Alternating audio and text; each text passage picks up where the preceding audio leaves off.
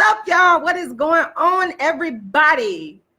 What's going on? It is the world's first and only dark-skinned activist, Rashida Strober, the creator, the inventor, the architect, the reason that anybody that speaks about dark skin, the reason that anybody that speaks about colorism, the reason that anybody speaks about dark skin discrimination, you looking at the person who put the entire dark skin discussion on the map. You are looking at the person that brought the entire topic of dark skin to the internet masses. Rashida Strober, that's right, the world's first and only dark skin activist. I'm here to let everybody know that I'm continuing to lay it down. That's right. So I'm gonna talk a little bit about, of course, I'm gonna get into how this whole entire dark skin thing started out. And I want to say shout out to, I believe the website is allthingsblack.com. The young lady just interviewed me. Shaw is her name. Shout out to you. She just interviewed me last week. She's doing a PhD dissertation. And after the interview, she told me she was going to change the subject matter of her research to dark-ism. So I'm very honored. And dark-ism is the book that I wrote. And it's also the word that I coined to denote what the experiences that I was going through when I was coming up as a dark-skinned girl. I'm the first person to articulate dark skin discrimination in terms of putting it all together in one. And I've been doing this thing since 1998, the originator, the world's first and only dark skin activist. So I'm here to talk about a lot of things, but namely, I'm here to talk about my $1 million fundraiser for my dark skin play. Yes, so many things that are tied to dark skin activism. It's so much history in it. In fact, I have written a book among many books that I've written, but this book is not published yet. I've written a book called Inventing Dark Skin Activism so that I can leave the legacy and the history of how this whole entire dark skin thing got started. You know what I'm saying? People want to come and act like Rashida Strober did not lay down the platform. I laid it down for others to come behind me and follow. And as a history major back in college, I have a bachelor's degree in history and a master's degree in political science. And I don't tell y'all that to impress y'all. I tell you that to give you the backstory, the framework of why I think the way I think. I decided to write a book called Inventing Dark Skin Activism, the Rashida Strober story, to lay down the legacy and the history so that everybody that comes behind me will know the true history of who put this dark skin thing on the map. It wasn't no celebrities. Let's keep that 100. A lot of y'all try to give it to celebrities. I ain't gonna let y'all do that as long as I'm alive. And I'm gonna talk about that in the book. In fact, I'm gonna let that be another chapter in the book about how a lot of people said, what the hell is a dark skin activist? And they try to give it to celebrities. They try to give it to people like Lupita Nyong'o, who came way after me and who I would argue is a benefactor of my work. Yes, y'all say, Rashida, that's a bold statement. Well, the dark skinned activist is a bold person because I come with the facts. I bring the truth to y'all. That's what I do. So back in 1998, I started this thing called, I love talking about the backstory of it. But again, I wrote the book. I'm editing the book called Inventing Dark Skin Activism, the Rashida Strober story, to tell the true history of how this whole entire dark skin thing got on the map. Make sure y'all like this live. Make sure y'all go ahead and share this live because I need to get the word out to as many people as possible that the world's first and only dark skin activist is producing the dark skin play, A Dark Skin Woman's Revenge, on the Dark Skin Activist Tour that I started back in 2006. That was given birth through the concept of dark skin activism that was created back in 1998. That's right. I have to see y'all know what? They mocked me, then they copied me. Everybody mocked me. Everybody said, what the hell is a dark skin activist? I go all the way back to Tommy Sotomayor in 2014. Everybody dogged me. They said, what is this woman talking about with this dark skin agenda? But not everybody in their dark skin mama and their light skin mama and their brown skin mama copied everything I did. So I want to say shout out to people like the young lady Shaw, the PhD student that interviewed me for her website, All Things Black. Shout out to you for recognizing the truth and the origin story of where it all begun from. Because y'all, I took a lot of hits. I took a lot of hits for y'all to be able to freely talk about dark skin discrimination. Because y'all know Y'all know that the topic of dark skin was swept underneath the rug. Y'all know this. Come on now. Let's not even sit here in front. I can't see some of y'all comments because I know y'all. Oh, hold on. Let me see if I can get it. Okay. All right. Hold on. Make sure y'all like my live. Make sure y'all share my live. I am raising $1 million. Let us understand very clear. I got some haters on here. I got some haters in the house. You know what? I actually love my haters. Hi, haters. Take a moment to say hi to y'all. I love y'all. Y'all could continue to hate, but it's only one world's first dark-skinned activist, and that's Rashida Strober. And I laid this thing down in 1998, a path that was not created before me because everybody and their mama was afraid to talk about dark skin. Everybody and their mama was afraid to talk about the discriminations that happen specifically to dark skin. See, we're not talking about no colorism. Understand this very clearly. And I am a student of the colorism scholarly literature. Shout out to Alice Walker for coining the term colorism back in, I believe, 1982. But let me tell you something. Like I've told people in numerous of the interviews that I've done, they say, Rashida, world's first dark-skinned activist. What is the difference between colorism and darkism? The difference between colorism and darkism is simply that colorism did not go far enough to address the specific discriminations that dark-skinned people face, hence darkism. And as I explained before in previous interviews, and I'll explain it again because it bears repeating.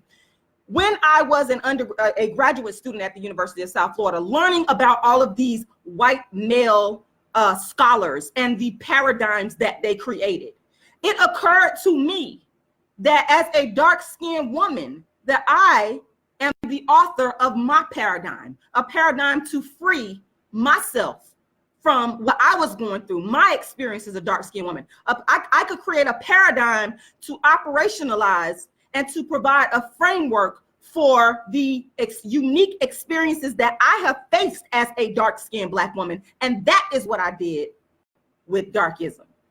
Because again, as a graduate student and an undergraduate student studying the colorism scholarly literature, which I am appreciative of all the scholars that have, done great work to help us in our understanding of colorism. The colorism scholarly literature did not go far enough to address what I was facing and what I was feeling as a dark-skinned Black woman, period, point blank. And I was not satisfied. And that's where dark-skinned activism came out of. That's where darkism came out of. And going back to 1998, I'm going to tell I'm trying to read some of y'all comments. I'm going to tell a little bit of the history so that we begin to understand in the sea of frauds and in the sea of people that cannot be honest to save their life. That's one thing that we have to be honest about. We have to tell the truth about. If we ever going to get anywhere as a people, I'm going to tell y'all guys right now, we got to be honest. We got to be honest and tell the truth. We can't come lying. We can't come plagiarizing. We can't come stealing. We can't come and say, oh, because, well, this sounds crazy or I don't like this person's delivery, I'm going to assign this to somebody else. We cannot do that. That's not how this thing is going to work. We got to start out with being honest. That's number one. That's number one. Oh my God, I got so many questions on here. Shout out to everybody that's watching here. Shout out to this is very impromptu, y'all. By the way, this is very, very impromptu. I'm looking at all y'all comments on here. Oh my God, it's so hot in here, y'all. I'm about to burn up. I am so hot. Hey, Raydell. Shout out to Johnny May Banaga. Shout out to Darlington over in Africa in the motherland. Shout out to everybody that's watching. Shout out to Larry C. Mallory. You said, when am I going back on YouTube? That's a very good question.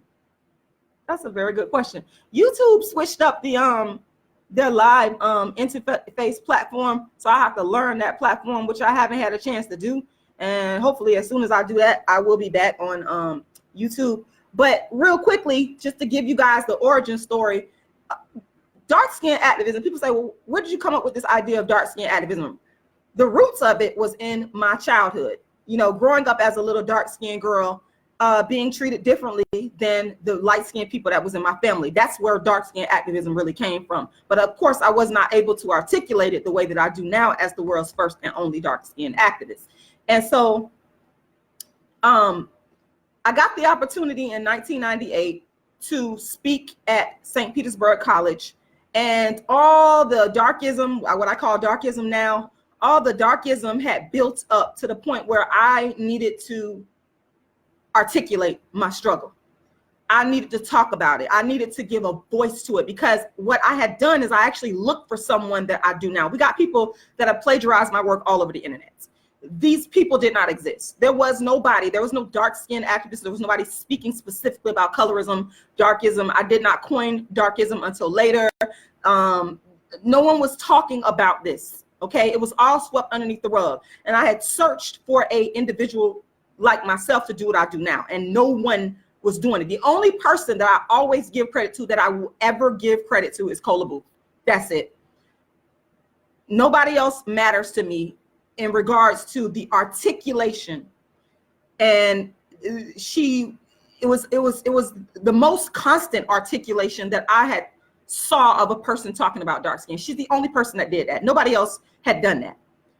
And this was after I had created and gave birth to dark skin activism. So before getting the opportunity to speak at St. Petersburg College, I would talk about it to my family, to my friends. I had been kicked out of a family member's home because she got tired of me talking about dark skin this, dark skin that. That's what they used to say. Why, I was called jealous. You're just jealous of light skinned women, blah, blah, blah, all that.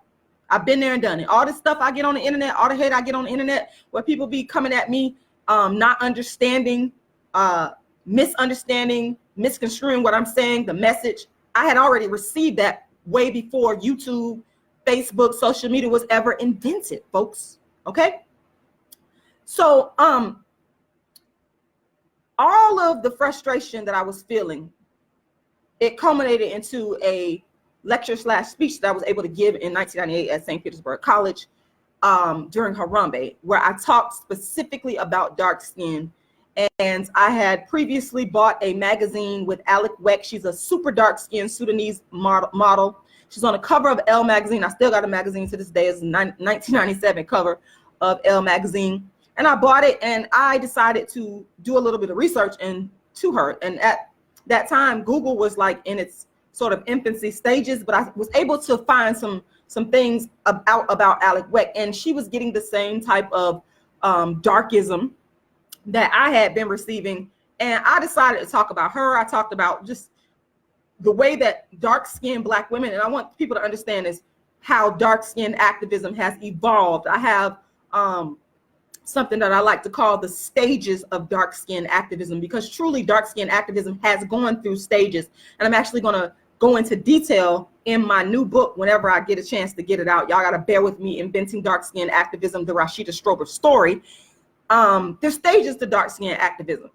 And so what I learned, that she was going through the same thing, and I just decided I'm going to talk about this, and I'm not going to worry about what anybody has to say. I had already been kicked out of a family member's house for talking about dark skin, and I had already been told by a particular family member, basically she was calling me ugly and was basically saying that you kind of patting me on the back and saying, well, you should feel a little bit better because at least you have an Indian great grandmother and you got the high cheekbones and the nose. But on my Indian great grandmother, her features, the nose and the high cheekbones, were praised because of her hair and her Indian skin texture. But on my features with the nappy hair, the real Black, people get offended by that, but I'm just keeping it 100. I am the real Black, and I'm very proud of that. I own that. It wasn't praised on me. And to this day, I get called manly, and I know it's for my features. What else could it be? Because my great grandmother had the same features that I have, except her hair was straight and long, and people praised her for that. And so on my light skinned cousin, for example, she took the straight hair and people praised her and rewarded her for being more beautiful. That is a form of darkism, people. So I decided that I was going to articulate this in 1998. And that's when I gave birth to dark skin activism. Shout out to everybody for watching. I appreciate y'all. Make sure y'all share this. Make sure y'all like this. And from there, I began to develop a discourse. I began to develop a science. I began to develop plays and books and a brand around dark skin. First person to ever do this. And people have tried to give credit to other people. You're not going to do that. We're not giving credit to Lupita. Lupita is not the dark skin activist. No woman on social media, you're not the dark skin activist. And I have to say this because I have to tell the truth. A lot of people are being dishonest. It's only one dark skin activist. I created this entire lane, and other people said I was crazy, and then they followed right behind me, hypocritically calling me crazy, but they hypocritically followed behind me and built up even YouTube channels after my work and never gave credit. Those are the facts, hardcore facts. So from 1998 on to the present, I began to develop, like I said, a discourse, a brand around dark skin activism. And this included plays, which brings me to why I'm even making this video, because I have a fundraiser going that I'm asking everybody that's on this live, everybody that's watching this, everybody in the sound of my voice needs to go and donate. It's right here. It's a fundraiser right here on Facebook. I am raising $1 million to produce my play, A Dark Skinned Woman's Revenge, as well as other creative works that I have created around dark skin activism. So dark skin activism then consists of the books that I've written about only dark skin, the first person in the world to ever do this, first artist, author, actress to ever do this. I created this lane, literally. And I see, in 2019, dark skinned women using their dark skin as a storyline that came from me, but people just never gave me credit. I preceded all of these people and created the actual lane. But what people like to do, I found out, they like to bash you, they like to mock you, and then they turn around and copy you. That's the story of the dark skin activist. What more can I say? That's what it is. But dark skin activism, I developed it into, like I said, my plays, my books,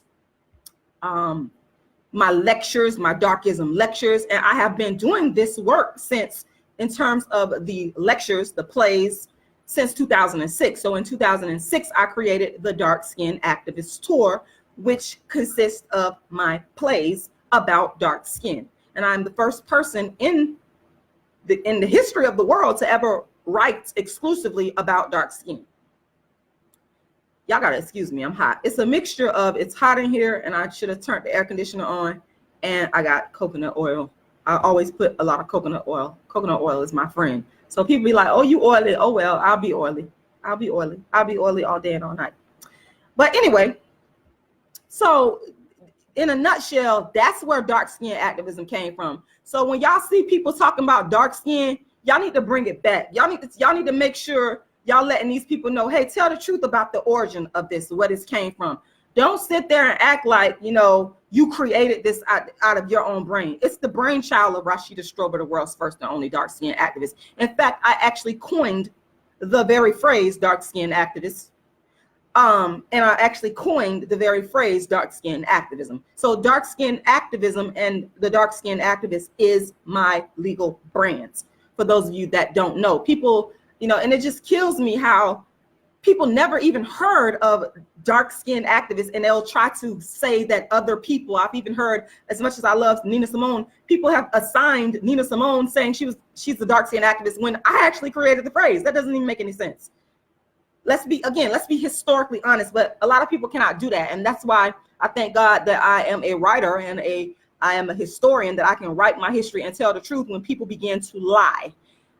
So the Dark Skin Activist Tour consists of my plays and my other creative. Thank you, Diamond. I appreciate that. Thank you very much. You said you started this. I appreciate when people tell the truth and they're honest. It's not about me. People will try to say, oh, you got an ego. Well, everybody has an ego, okay? Everybody has an ego. So you miss me with the ego stuff.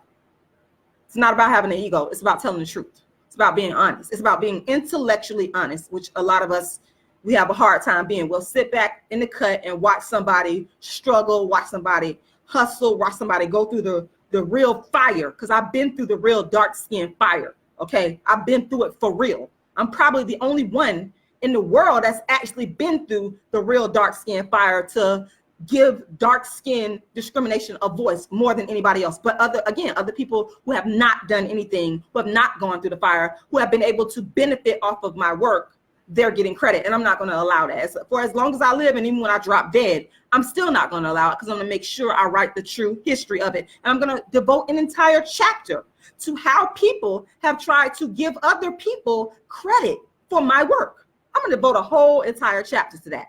Okay, I'm gonna let the whole thing be known. So back to the Dark Skin Activist Tour. So the reason that I am raising funding is because I have been funding the Dark Skin Activist Tour primarily on my own from 2006 up until now. And obviously, in order for it to grow, it has to have funding. So I need somebody with some money. I need somebody with some big money out there. My goal is to raise $1 million. And when I say I need somebody with some big money out there, I'm not saying that to say, oh, if you don't have but $5 or $10 not to donate. That is not what I'm saying. All of your donations are appreciated. I have a sister that have been, two sisters that have been so supportive and so kind, financially supportive and kind of my plays. And as the Dark Skin Activist Tour and Dark Skin Activism has progressed, I have had some really wonderful people that have came along and jumped on board and said, you know what, I believe in what you're doing. Let me help you with this financially. And that's what this is all about. It is to grow that base of people. And I want to say thank you very much to the people that have understood the vision and have put their money where their mouth is, not just talking. They put their money where their mouth is, and they said, you know what, we're going to donate. And I thank you. And my goal is to grow that base of people, to multiply that base of people. So what I am asking is for you to simply donate. Make a donation, share. You can go to the fundraiser, the link. I have the link right here in the description to this live. All you have to do is go ahead and click the link. And I think what I'll do is I'll go ahead and copy and paste the link inside of the comment section here, so you can get to it even easier, and go there and make a donation. And when you go make a donation, make sure that you also share the link with other people. So that leads me into, okay, how can people help me to raise $1 million? Because my goal, I'm going to get to this goal, to raise $1 million to produce a Dark Skinned Woman's Revenge and other creative works, because I have other creative works as well that I would like to put out there. Remember, I'm the only person in the world to create this type of art. No one else has done what I'm doing. And if they start to do it, then of course we know a lot of people have copied and plagiarized me. We know where that's coming from. But again, I have a very consistent track record of continuing to put out the actual work. The books, the dark skin books, the dark skin plays. In fact, my first GoFundMe, it actually started with me wanting to produce one play and to write one book. And that was back in 2014. And since that time, I have produced way more than that. Multiple plays, multiple performances, even going so far as to, for the first time in 2018, last year, I was able to produce my first online play to bring it to an online audience. So that's another thing that this money will go towards, into going ahead and producing the play and bringing it to people online through various methods of live streaming. So that's another use of the money. So I am asking people to help me to raise this money, help me to fundraise to get this $1 million, so that I can go ahead and get this work out to a wider audience, Okay, that's what it's all about, folks. I was on the phone earlier with a producer and a promoter. We were discussing potentially bringing the show to Detroit, to the Detroit market. Now, I have been to a lot of places in the U.S., mainly Atlanta. I probably say I've been in Atlanta the most. Atlanta, I performed in New York. I have performed in Arizona. I performed in Texas, in Florida, of course. I've been to a lot of places, but it's all about expansion. And of course, we know that in order to expand, it takes money. It takes money. So again, what I'm asking people to specifically do is basically it just boils down to two things. It boils down to number one, to make a donation, and to number two, to share the fundraiser. And you can share it by literally going to the fundraiser and inviting people to the fundraiser. Okay. I was trying to pull up, I'm going to go ahead and put one of the characters from my play. I'm going to go ahead and send this. I'm going to go ahead and give me 1 second, guys. I'm going to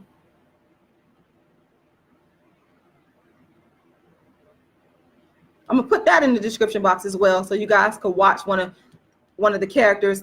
I play 5 characters in the play A Dark-Skinned Woman's Revenge. It's a one-woman show, and it originally started out with the concept of being a full-length play. But again, it's about funding. You have to have the money to be able to pay your actors, to be able to pay various different people that are a part of the production team.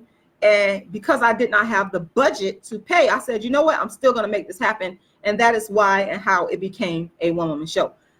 Necessity, they say, is the mother of invention. So that's how it became a one-woman show. So in the clip that I just put up here in the comment section of this live, you can go and you can watch a clip. People love this clip. It's one of the characters. And yes, the play, I wrote the play. Again, this is all about budget. Wrote it, directed it, and starred in it. And again, it's not, I know some people have accused me of being a narcissist because they say, oh, you just have to play all the characters in your play. That's about budget, honey. That is not about me being a narcissist, because I would prefer to hire talented actresses, dark-skinned actresses. My goal is to find unknowns, because the unknown people need the opportunity the most, and cast them in the play. That is what I would actually prefer to do. I'm looking around for my phone. But you know, that's a little bit of the backstory on the play. And my goal is to get it into as many markets and venues as possible. But again, it needs funding. So you can make a donation, click the link and make your donation. And when you finish making your donation, make sure you share it with as many people as possible. And that's pretty much it. That's what I have to say, guys. I want to thank y'all for taking the time to watch the world's first and only dark-skinned activist.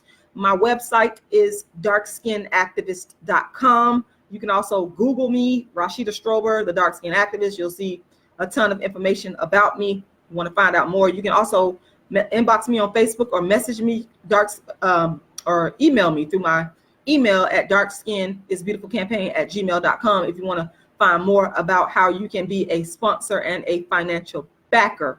So there's a lot of things that you could do.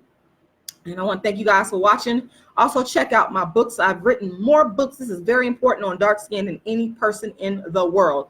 The books include Dark-ism, 25 Ways Dark-Skinned People Are Discriminated Against, A Dark-Skinned Woman's Revenge, How to Be the Hottest Dark-Skinned Chick on the Planet, Token Dark Girl, the It Dark Girl of the Moment, which is my latest release, which all of these books, if you want a copy of my book, a autographed copy, all you have to do, the books actually start at, they're going to go up, but right now, if you go to my website, you can get it for $25.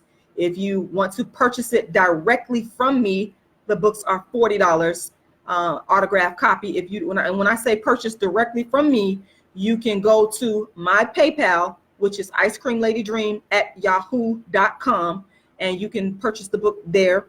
Or you can go to, even on Facebook, if you go to the messenger, you will see a way that you can send money. If you send $40, I will happily send you a copy of the book, and I will make sure I autograph it. So those are the way you can purchase directly from me. Otherwise, you can go to Amazon if you want to go to Amazon and purchase the book. If you want to go to my website, darkskinnedactivist.com, and purchase the book, you could do that. So there's a multiplicity of ways. So make sure you support by making a donation to my $1 million fundraiser to raise funds to produce A Dark-Skinned Woman's Revenge on an expanded, higher level. Make sure you like this. Make sure you share this. I want to thank y'all for taking the time to watch the world's first and only dark-skinned activist, the creator, the inventor, the designer, the architect of the very first platform in history for dark skin to equalize the beauty of dark skin, to equalize the economic and social and political parity of dark-skinned people on a global scale, Rashida Strober, the world's first and only dark-skinned activist. And if you would like to bring me to your organization to speak, to do a dark-skinned activist talk, a dark-ism talk, to do my play, you can inbox me here on Facebook, and you can also email me. Thank y'all for watching, and I will talk to y'all again soon.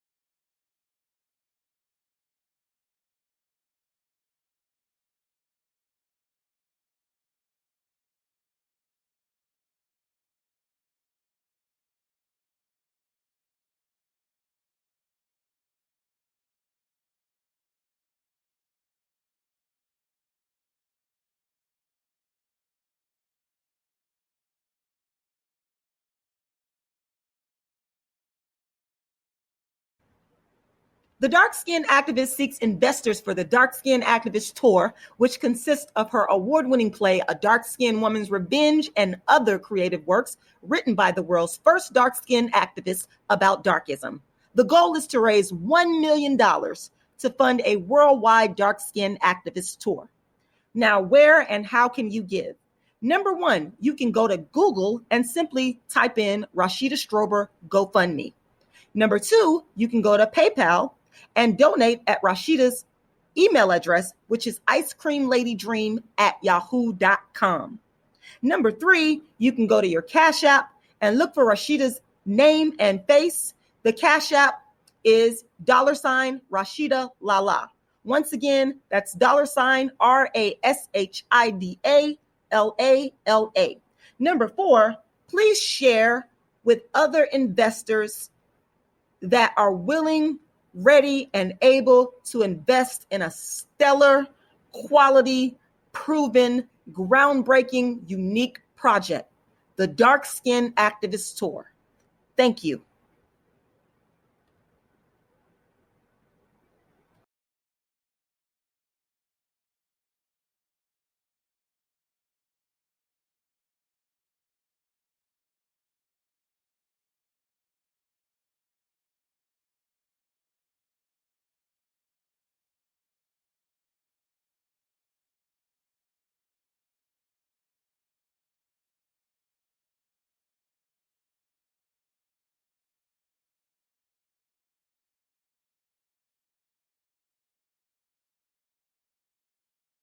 Daddy, he's low down, and I hope he burns in hell.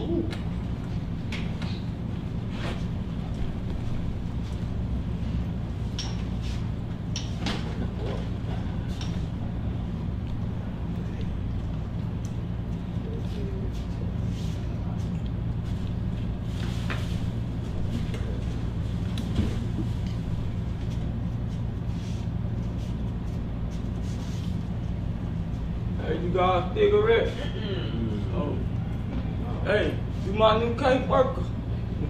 Okay. My name is Georgiana Nelson. I love my daddy. I don't know if he can get my kid. He my best friend. He took good care of me and my brothers and sisters. I got a lot of brothers and sisters. My dad worked a lot of jobs too. I don't know if he get my kids though. Hey, what you laughing for? You better shut up over there. I'm gonna tell you like that. Why you laughing?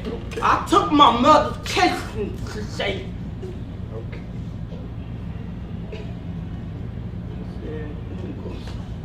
Thank you, it's the game. Like I said, I don't know if he could get my kids though. When I turned 13, my dad come home and he gave me a sneaker ball. And he said, I had to get nobody none. So then I sold that ball up my dad's side. My mama mean. She just cooked for us and washed our clothes, but she don't like me. She always hit me. She called me Blakey. Everybody call me Blakey and ugly. They crazy. They so little. My daddy came home one day and he told me he wanted to show me how much he loved me. He said, don't tell nobody. But daddy loved her. Daddy said love was supposed to hurt at first. Then love feel good, but love never feel good to me. But I love my daddy. My daddy like love. And when I turned 17, a baby came in my tummy. I say, bad baby. You ain't supposed to be in my tummy. My daddy say that baby came in my tummy by mistake.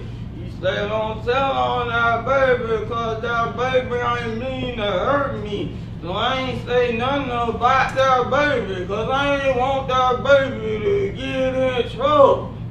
And then my mama seen my brother get big, and she say she gon' kill the baby. She say she gon' put me in that retarded people house. I told her I'm black and ugly. I'm not retarded now. And then one day I wake up in the bed, it wasn't my bed, it wasn't at my house no more. It was at that retarded people house. My mom and dad don't love me no more. And then they gave me that nasty medicine that made me go to sleep all the time. And then I wake up and somebody on top of me. I thought it was my dad. He ain't say nothing when I called his name. And then I screamed loud. And then they covered my mouth. And then another monster got on top of me. And 3 monsters had got on top of me.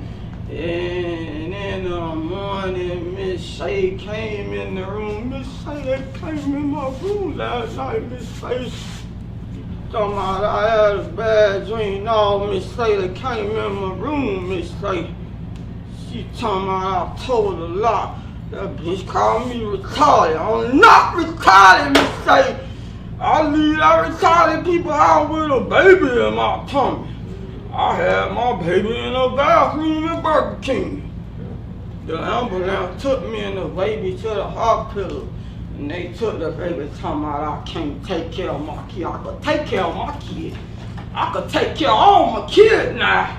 I had 8 more babies in my tummy. And they took all the babies talking about I ain't gonna get my kids back. I'ma get my kids back. I'ma get all my kids back. I ain't retarded. I'm Blakey. I'm ugly. I'm Blakey. I'm ugly. I'm Blakey.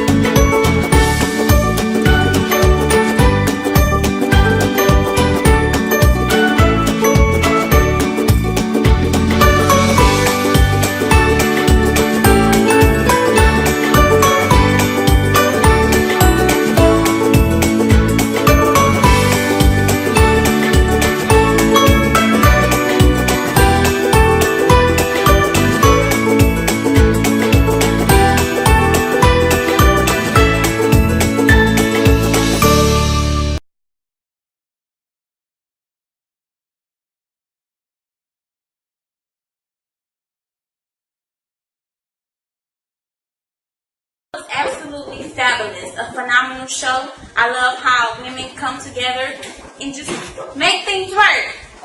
All right now. And what was your favorite part of the show? My favorite part of the show was really the whole thing. I laughed and I enjoyed myself. I really loved the whole show. It was interesting, very intuitive. All right. And how about you? Okay, my favorite character was the sophisticated Afrocentric lady wearing the captain. Because, you know, she was supposed to be like upper class and speaking all nice, but because of the way the community treats her, she was forced to join, you know, to join another community. So I love that character the most. And I also loved the character when she was in high school and she met, what's his name, Marius. That was nice. But overall, I love the whole thing. I love how she transitioned from one character to the next. And so she basically covered all aspects of the struggling, dark-skinned woman, from like the mental problems to the, you know, the pastor's wife, and, you know, just all of it. I loved all of it overall. And, you know, Rashida, she's my friend on Facebook, and I love her. I think she's very bold, and I just give her a lot of credit to stand up and to practice what she believes. Not everybody can do that. Like, people would talk about things, but they're not able to make it materialize. And so she's able to materialize what she does by traveling to Atlanta and performing her play. So she's inspirational. All right. Thank you. Thank you.